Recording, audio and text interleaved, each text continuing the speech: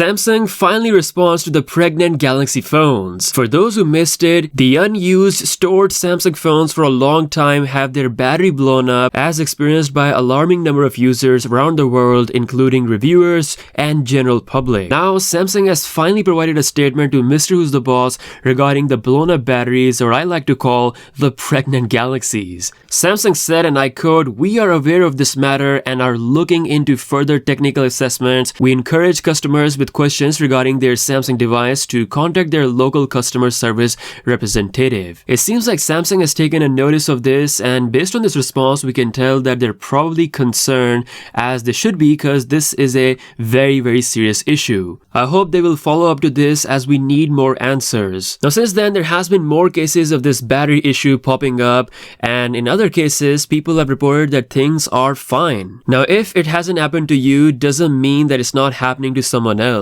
In 2016, I had two Galaxy Note 7 models working flawlessly with no issues. While my units were completely fine, that doesn't mean that other Note 7s weren't exploding elsewhere, so you have to take other people's reporting seriously. With that being said, this situation is not nearly as extreme as that one, so your new Galaxy phone is not gonna have that issue. It's only affecting the unused, long-term stored Samsung phones, especially in hotter regions. Definitely check up on your old Samsung phones sitting in the drawer. I highly recommend you to place them in a room where the temperature is relatively colder and charge the battery to 50%. That would help as well. Let me know what you think about this. Do you think Samsung should take this even more seriously than just providing a quick update?